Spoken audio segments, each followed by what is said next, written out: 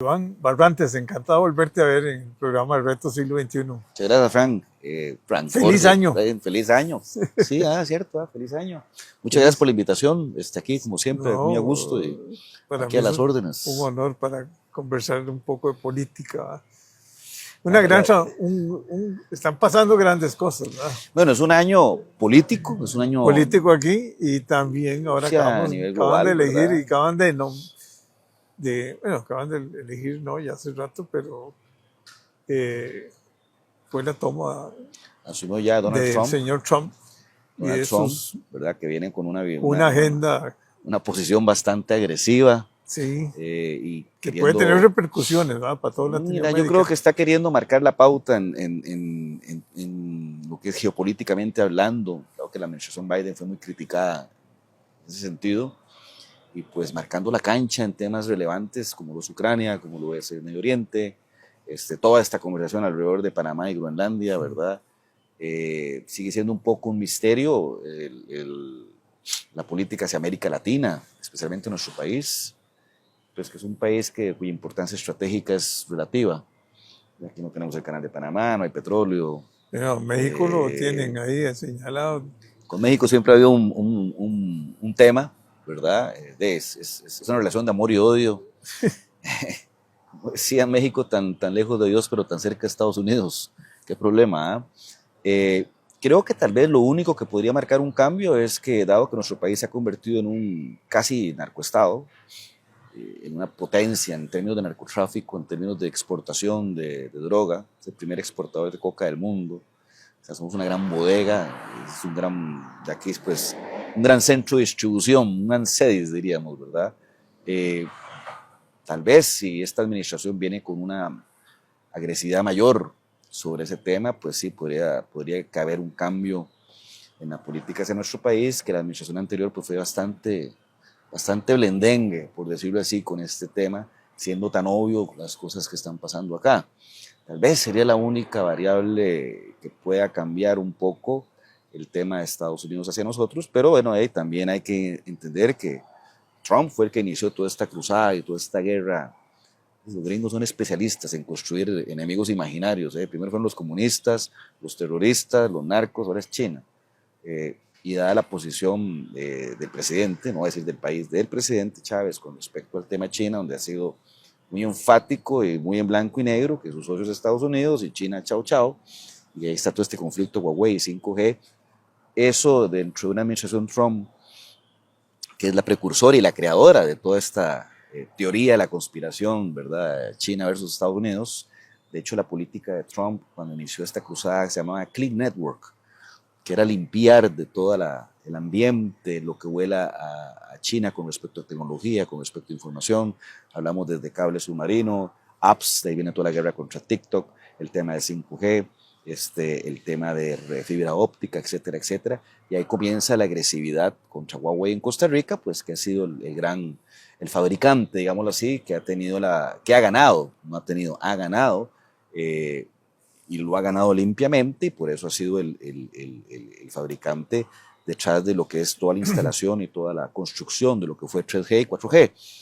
Y debería haber ganado 5G, pero ese decreto hechizo que se inventaron basado en el convenio de Bucarest, que el convenio de Bucarest tiene que ver con ciberseguridad, no tiene nada que ver con estos temas, pero seguridad más enfocada a los temas de cibercrimen, ya temas de pornografía infantil y deep web y todas estas cosas, y pues ahí se genera todo este gris, donde el que está perdiendo es el país, porque entre medidas cautelares, dime que diretes, un decreto que posiblemente la sala cuarta se lo traiga abajo, porque atenta a todas luces contra el principio de neutralidad tecnológica, que curiosamente es un principio que nace a partir del Tratado de Libre Comercio con Estados Unidos, neutralidad tecnológica, previendo que el Estado, como decía monopolio, como había sido monopolio de telecomunicaciones, pues tuviera neutralidad en el desarrollo de los nuevos competidores que iban a entrar al mercado. Bajo ese mismo principio, secreto no tiene ni pie ni cabeza. Entonces, bueno, tal vez toda esa posición del oficialismo, casa presidencial, versus la política de Trump, que ya sabemos, porque ya la vimos cómo fue en su primera administración con respecto al tema China. Él es el inventor, el creador de todo este tema USA versus China. Por ahí podría balancear algo, Sí, el tema de narcotráfico pues se vuelve un tema primordial para los Estados Unidos y pues se pone más mano dura, como no lo hizo la administración anterior. Me da la impresión a veces que mucho por la intermediación de la embajadora, o de la embajada USA, del cual se han dicho muchas cosas, inclusive hubo unas declaraciones del exministro de Seguridad Gustavo Mata bastante fuertes con respecto a que el interés era un tema con el negocio 5G y no un tema país. No me voy a meter en eso porque no, la verdad que no sé, Gustavo, qué argumentos tiene, pero sería interesante un día hablar con él o que lo entrevistes para entender qué hay detrás de todas esas afirmaciones, donde privó más estos temas versus el tema de la seguridad del país. Pero bueno, ese es el ambiente en el que estamos, cambio en un país pues que si estornuda nos resfriamos nosotros, es una realidad, y en un año electoral nuestro donde el ambiente está bastante tenso, bastante, yo diría no incierto. Creo que falta profundidad en el análisis y cada vez me convenzo más que los actores políticos, empresariales, intelectuales, académicos, mediáticos de este país, la profundidad de análisis es bien corta y hay simplismos que a veces uno dice, bueno, pero no es así, ¿verdad? Por ejemplo, todo este cuento de que el presidente va a renunciar para ser diputado, o sea, me parece una simplicidad absurda. Y creo que esa simplicidad es lo que aprovecha el gobierno para hacer lo que mejor hace, lo que yo llamo la operación en barre. Hay un problema, tiran un juego de luces ahí, todo el mundo se encandila y ¡boom!, nos vamos para allá, ¿verdad? Entonces, con esos juegos de luces han desviado la atención de lo que para mí es el talón de Aquiles de este gobierno, que es el caso Gobernador, que es un caso de corrupción. Cualquier sobreprecio del 62% del mismo proveedor de los últimos 10 años y que no tenga explicación, hay algo raro. O sea, es como que yo fuera CEO de una empresa y llego este año a presentarle a mi junta directiva un 62% de incremento en el presupuesto. Y que me van a decir, bueno, ok, pero vas a aumentar las ventas un 50%, que vas a adquirir una compañía, ¿qué? Vas a dar más y que yo diga, o sea, que no existe una explicación racional en blanco y negro y con sustento teórico técnico para responder eso. O sea, eso es lo que a mí me sorprende, como, y en la misma operación en barra, entonces que la estructura de costos, que el del documento de los mandos medios, que el fiscal persecución política, y es muy simple. ¿Dónde está el respaldo que justifica un 62%? Es que ni siquiera es un cambio de proveedor. Yo no diría, hey, es un proveedor con estructura de costos más alta. No, es el mismo que me ha dado el servicio durante 10 años. Con las mismas instalaciones. Con las mismas instalaciones. Y aquí hay que quedar claro, aquí la discusión no es si la tercerización es buena o mala, la tercerización es una buena avenida para hacer más eficiente el servicio de los EBAIS. Que es muy importante. Que es muy importante porque la atención primaria, a mí me tocó vivir esa experiencia con un cliente, Unive tenía la tercerización de la zona San Pedro, Curry, creo que Tres Ríos. Y pues la verdad es que esa zona pertenecía a la administración de la Universidad de Costa Rica. Y sí, definitivamente en un mundo de diferencia. Sí. Porque las estructuras de costo de un tercero son mucho menores que las de un ente público. Totalmente. Porque en esa época no había ley de empleo público, entonces la compensación salarial en los entes públicos va creciendo exponencialmente por todo este tema de los pluses y todas estas variables que definen la estructura del salario público. Entonces no hay punto de comparación. Esa no es la discusión, ni que si la caja tiene una buena o mala estructura de costo, esa no es la discusión. La discusión es dónde está el racional en blanco y negro y que no debe ser muy profundo. Esas cosas en 3 páginas vos las explicas para que se justifique o tenga lógica, sentido, un incremento de esa magnitud de un mismo proveedor. Pero yo tampoco no entiendo por qué la caja no compra en una licitación pública a través de los mecanismos que existen, ¿verdad? Ahí está en SICOP, por eso ese SICOP, yo quiero tantas, no sé, cualquier examen de estómago, cualquier examen de lo que quieras, radiografía, de lo que quieras, cualquier cosa, o sea, pero compras productos, ¿verdad? Uh-huh. Porque ya para mí la atención que dan los EBAIS es muy limitada. Debieran de pasar a tener más equipos, ¿verdad? Lo que pasa es que ¿quién fue primero, Y el huevo o la eso, gallina? Si el mercado crece en demanda, más gente, una población más adulta que hace más uso del servicio, que es además más los costosa, migrantes, o sea, y es- los hospitales no dan abasto, es- ni van a dar abasto nunca. en la administración de operaciones hay un principio, se aumenta la demanda, usted tiene que aumentar la infraestructura o el sistema de distribución, no hay vuelta de hoja. Si yo soy un vendedor X de un producto X y yo en mi ruta la voy desarrollando y empecé con 60 clientes y llevo 100, posiblemente llega un momento en que físicamente O para mí el es perfil imposible, cambió, hay que el cambiarlo. perfil de tus Exactamente. clientes cambió también. También, entonces cuando uno analiza y ve el déficit de VICE, que son casi 300 y resto, déficit de clínicas, déficit de especialistas, pues otro tema, y siempre la respuesta es muy sencilla, el sistema de distribución, la administración, la logística y distribución del sistema de salud no ha avanzado al mismo ritmo que el crecimiento de la demanda, que es más gente, más demanda del servicio, etc. Es colapso. Hay un colapso total. Es como que la línea de producción esté hecha para 100 unidades y la demanda del mercado empieza a demandar 150, 200, de una a dos, o queda el mercado sin satisfacción al cliente, o usted fuerza la línea y la línea colapsa. Es así de sencillo. Lo que pasa es que ahí es donde uno no entiende la agenda de esta administración con respecto a la caja, con todo este cuento que está quebrada, que no le quiere pagar, paralizar las inversiones. Yo creo que, el tema del Hospital de Cartago para mí es lo más representativo y simbólico con respecto a lo gris de la posición de esta administración con respecto a la caja. Toda una discusión por un terreno que está comprado desde 2010 Con todos los y que planos, yo creo que análisis de suelos es y el todo. terreno de este país que debe tener más estudios, Sí. la verdad. Entonces, esos son los temas que deberíamos estar discutiendo, pero los temas que el presidente muy hábilmente desvía. Creo que su reality show de los miércoles tiene mucho de eso, de que los actores empiecen a fijarse y a darle importancia a otras cosas. Retomando el tema de esto, que si va a ser diputado o no, es difícil. A ver, la otra semana van a renunciar por lo menos 2 ministros que aspiran a un cargo presidencial. Una de ellas posiblemente sea la ministra de la presidencia, y aquí me asalta a mí la primera pregunta, bueno, ¿y quién va a ser el sustituto? ¿Quién va a ser el nuevo ministro de la presidencia? Si usted me pregunta a mí, yo no lo veo, pero bueno, alguien será. De ahí, por ahí de junio, julio, renunciarán como 7, que ya los tenemos bien identificados, entre ministros y presidentes de instituciones autónomas para aspirar a la diputación, con lo que vaya a ser el partido del presidente, que hasta hoy es un misterio y que también tiene un deadline, ahora en febrero, el tribunal va a definir todo ese montón de partiditos que andan ahí formándose y cuáles cumplen y cuáles no.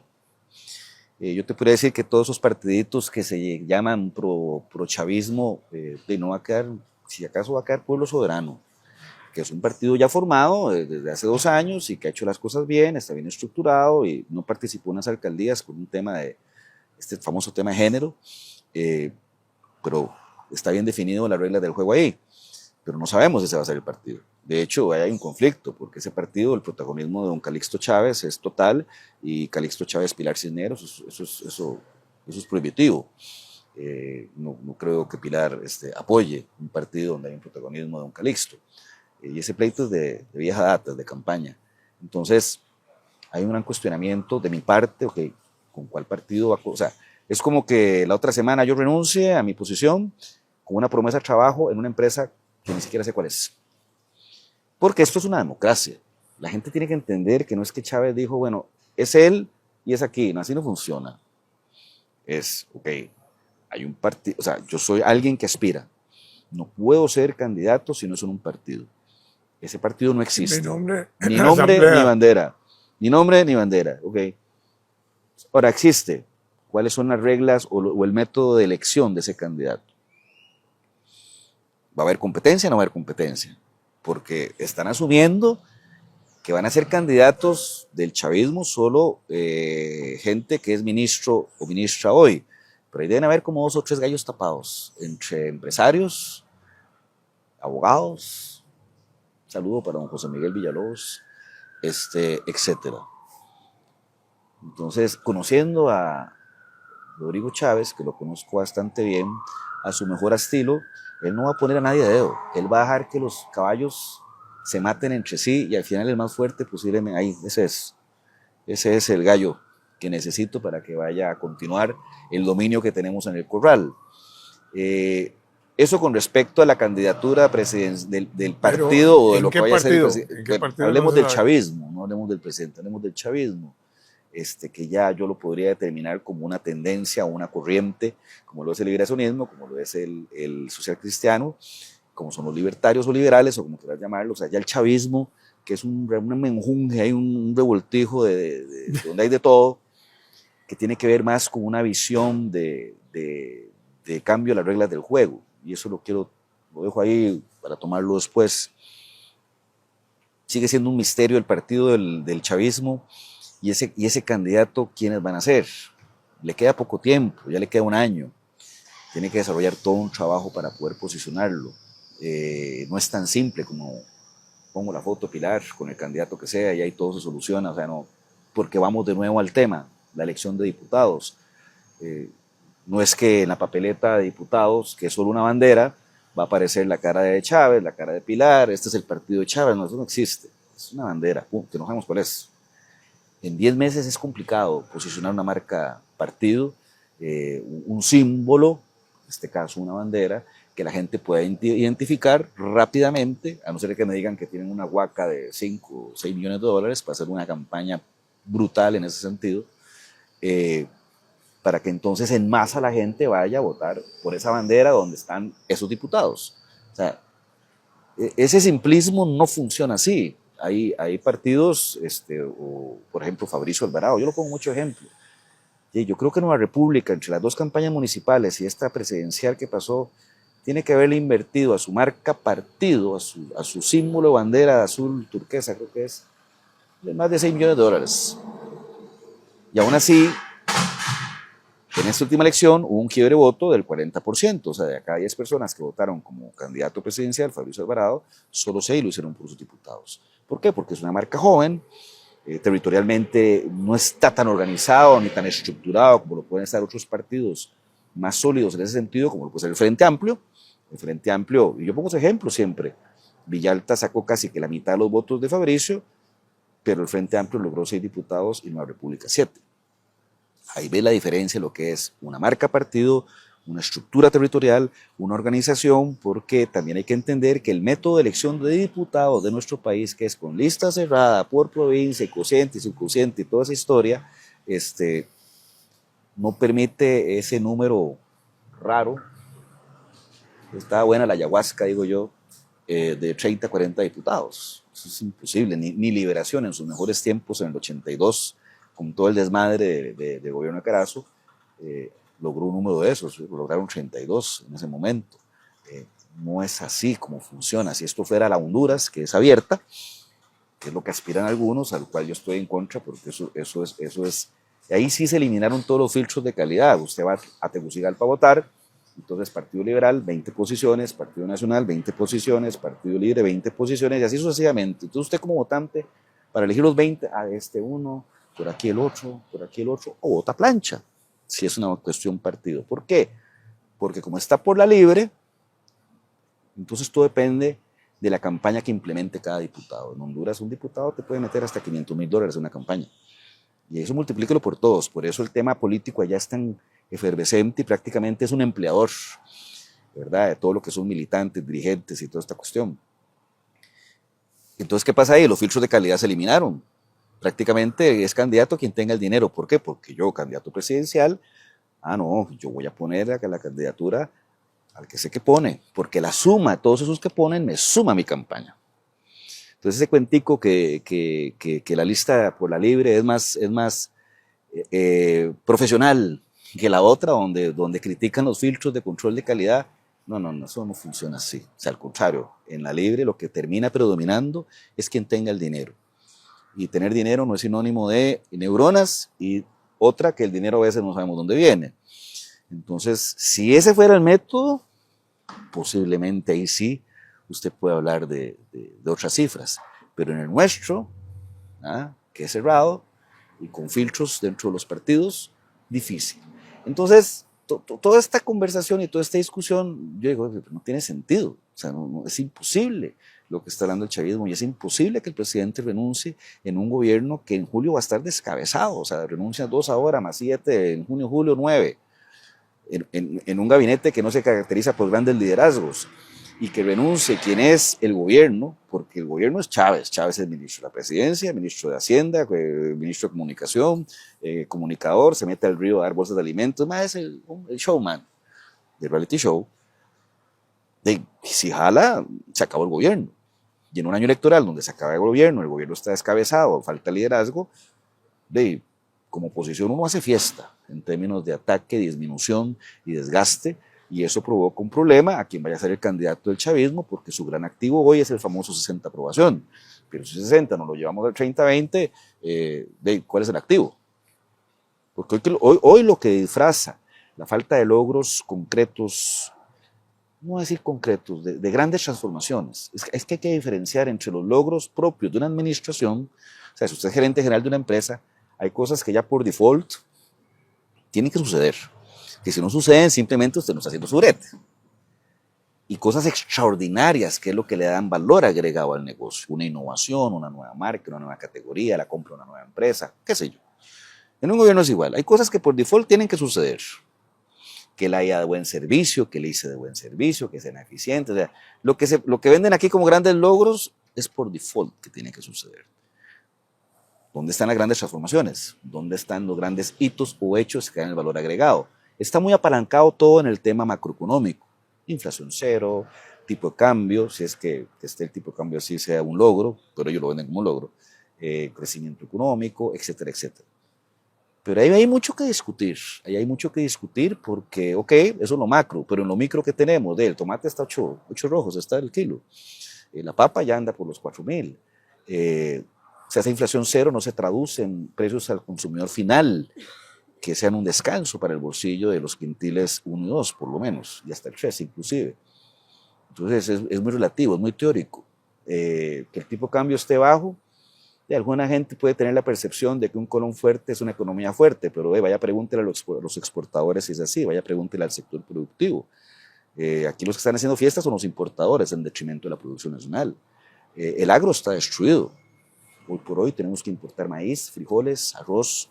O sea, la seguridad alimentaria en épocas de cambio climático y de guerras que pueden afectar todo el modelo logístico es un peligro. Y es curioso, o sea, las próximas guerras del mundo serán por agua y alimentos.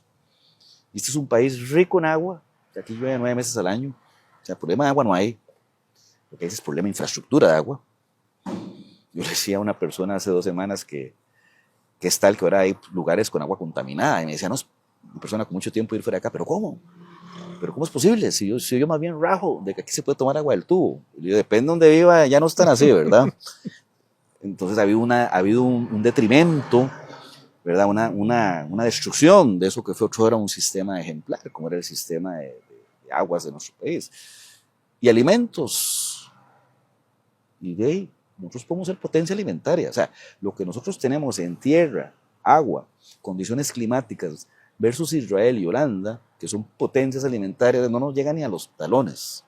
Entonces, en lugar de estar pensando en un modelo de agroindustria, en un país con ADN agrícola, con gran potencial en algo que siempre va a tener demanda, y como que eso no nos interesa, hablamos de microchips. Primero, el agro le da trabajo a un segmento de la población que en este nuevo modelo económico que se aspira no tiene espacio.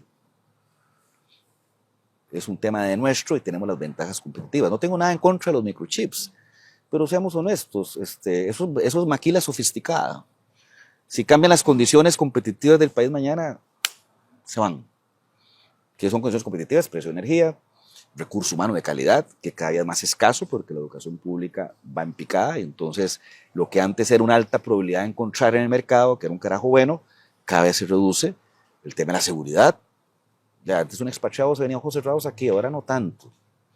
Antes era un premio, Jorge. de que un carajo que está en Sao Paulo y tenía que andar con un carro blindado y la doña todos los días estrilándole porque no podía salir a correr al parque y los carajillos van al kinder y hay dos maes con una K-47 para cuidarlos, que le dijeran que venía a Costa Rica, aunque como ciudad no vale nada, aquí no hay ciudad, o sea, aquí a las 10 de la noche le están poniendo la factura para que pague la cuenta, o sea, no hay concepto de ciudad ni de ocio, entretenimiento, que es el atractivo cuando vos estás fuera de un país, más la seguridad y la calidad de los servicios. Usted se venía a ojos cerrados. Usted ve a la Suiza centroamericana. Hoy no es así.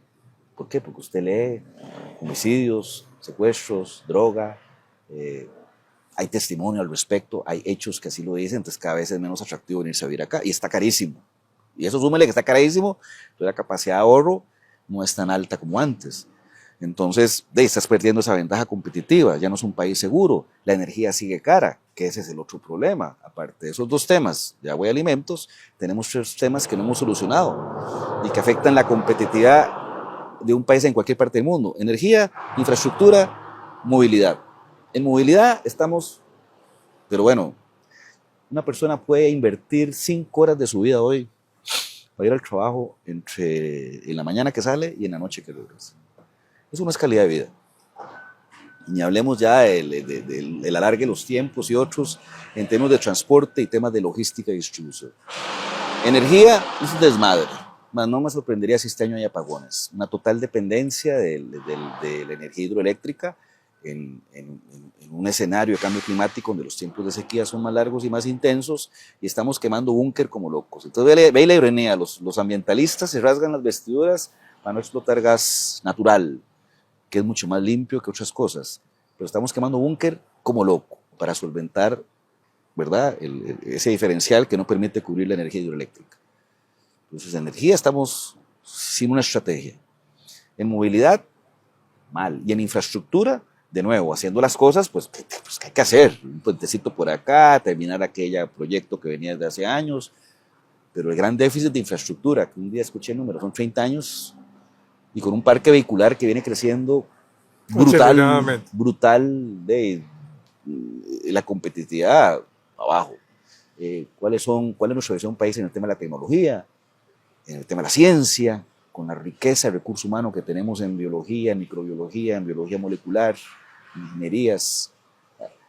Entonces yo a veces digo, ¿dónde está la estrategia país en ese sentido? Entonces nos hemos reducido a un como le llamaba un amigo mío, un pleito de cantina, ¿verdad? Entonces yo lo simplifico de una manera, bueno, si esas son las reglas del juego, vayamos al pleito de cantina con el mejor peleador, para por lo menos ganar esa y hacer una transición y empezar a hablar en serio.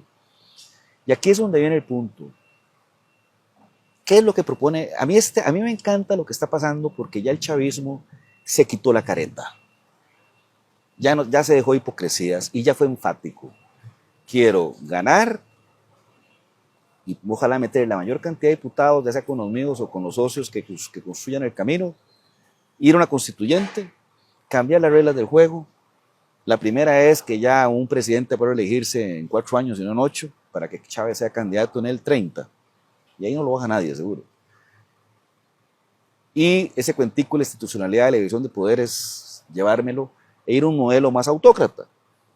Como decía César, Roma soy yo. En un modelo chavista, un presidente dice, el gobierno soy yo. Entonces, yo le digo a todos, si los digo, ¿qué quieren? ¿Quieren eso? ¿Quieren ese cambio, modelo y de reglas?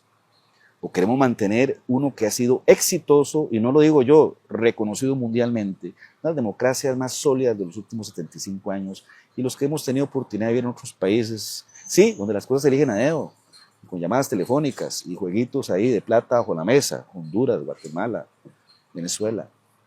¿Quieren eso? ¿Quieren eso? Ok, perfecto. Pero esa es la decisión a la que están expuestos los ciudadanos, la élite empresarial, la élite académica, la élite política. Y yo ahí sí tengo una gran crítica, porque observo una especie de resignación de parte de algunos actores que en lugar de dar la lucha, porque no creen en eso, pero no dan la lucha, entonces es como si no pasara nada, hay una especie de resignación en este imaginario, y que ahí sí el oficialismo ha sido muy hábil esta construcción de que ganamos caminando, lo cual no es cierto. Un partido de fútbol se gana hasta el último minuto, por eso existe la sapriora, decían por ahí.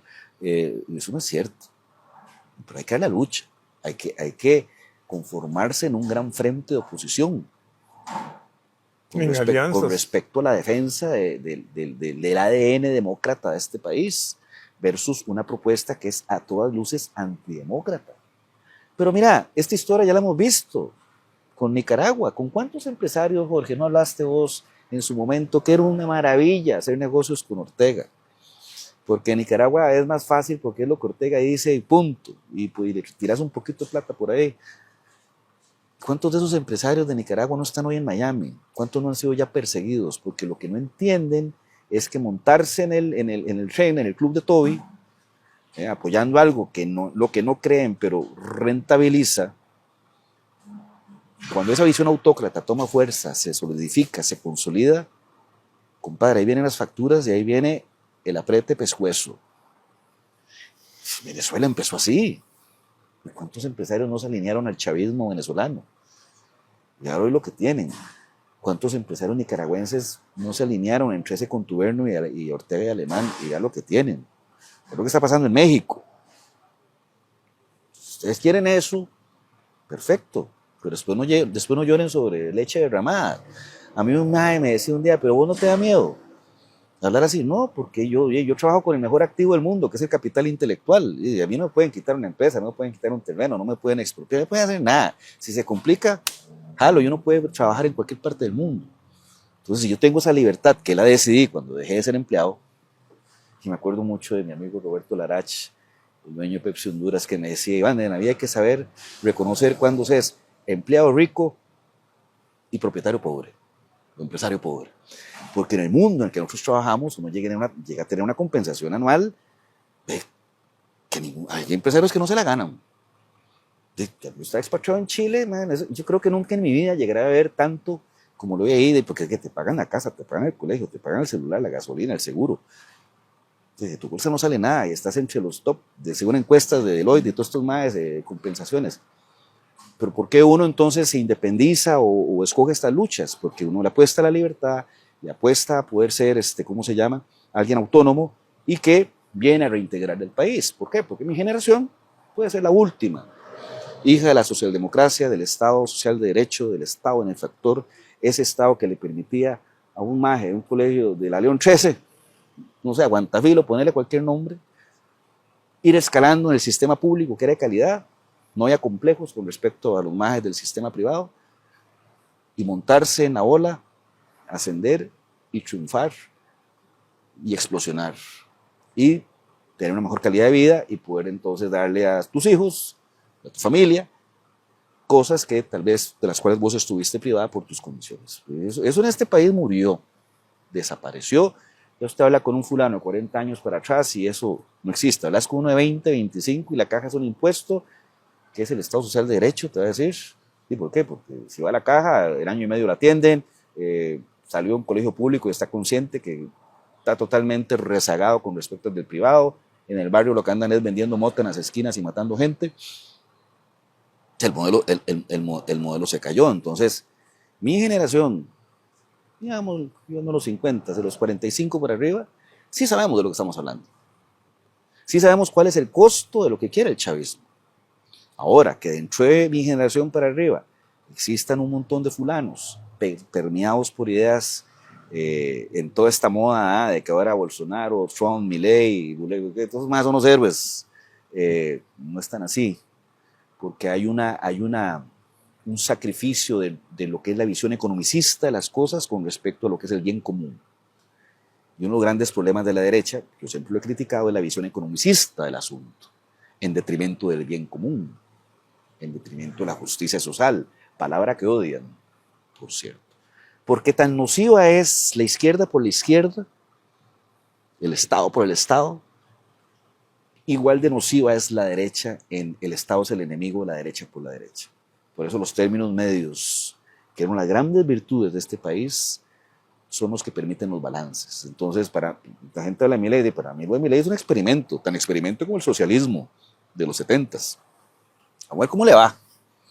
Ahorita este año va a salir muy bien, porque compararse contra los números que traían va a salir bien. Vamos a ver después, ¿verdad?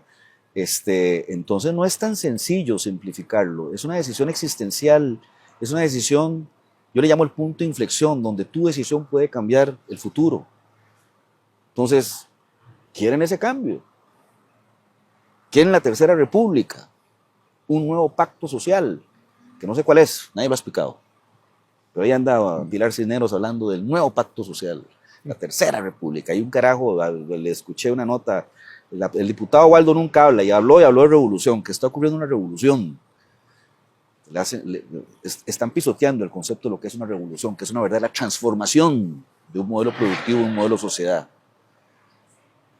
¿Quieren eso? ¿Quieren dar ese salto al vacío?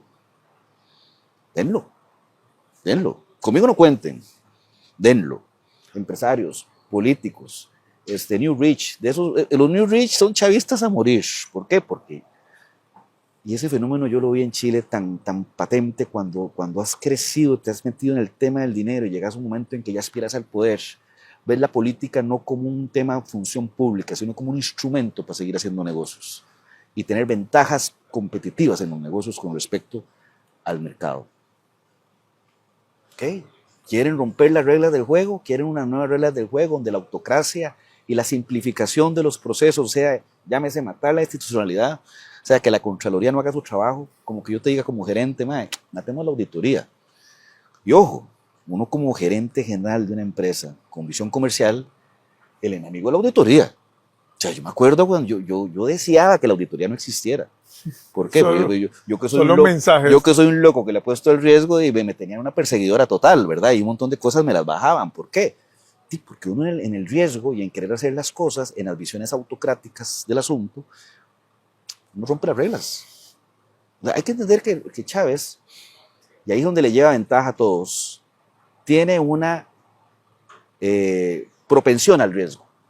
Un tipo que no tiene ningún problema en tirarte un decreto, sabe que va mal, pero él va, crea el imaginario que está haciendo cosas. Tiene propensión al riesgo. Y la mayoría de los actores políticos tienen adversión al riesgo. Entonces, calculan todo. Totalmente aculados. Entonces, lleva el partido a una cancha donde no hay capacidad ni conocimiento del terreno de juego. Cuando uno juega al riesgo, normalmente quiebra las reglas. Camina entre la línea gris de lo que decía Sebastián Piñera en Chile, paz descansen, tipazo. Cuando decía, no es lo mismo caminar en la línea lo correcto y lo incorrecto que en la línea lo legal y lo ilegal. ¿Qué quiere decir eso? Que si es legal, da lo mismo si es correcto o incorrecto. Te va al riesgo. Muy típico de los especuladores en los negocios. El presidente juega al riesgo, juega en la línea gris, de lo correcto o lo incorrecto, inclusive de lo legal o ilegal, pero no le importa. Entonces, mientras se están rasgando las vestiduras, que es una barbaridad, y que es un pachuco, y como habla, mientras están en eso, la visión país del gobierno sigue avanzando y sigue seduciendo y conquistando gente que no ha sido exitosa, gente que es algunos perdedores del sistema, otros que son ganadores pero quieren más. Hay una mezcla, es un menjunje, y no es un tema ni de nivel educativo, ni de clase social, ni de cómo se llama, ni de nada, es un tema de visión del mundo. Entonces, en ese escenario es que está el año electoral, donde tenés candidatos ya identificados con su respectivo partido, como es el IFENSA con el PLP, Fabricio Alvarado con Nueva República, Natalia con Unidos Podemos, Fernando Zamora con el PNG. Tenés actores tratando de construir o buscar su taxi, como es Luis Amador, que considero está haciendo un excelente trabajo, porque el hombre está sentado en Canadá y aquí siguen hablando de él. José Aguilar, que está en su proceso, en el partido. Mi amigo Gerardo Corrales, no sé qué va a hacer al final, pero ese nombre siempre suena ahí. Y digamos, lo que se va a tomar la agenda este primer semestre son los procesos internos de los partidos. Liberación, donde ya hay 5 candidatos.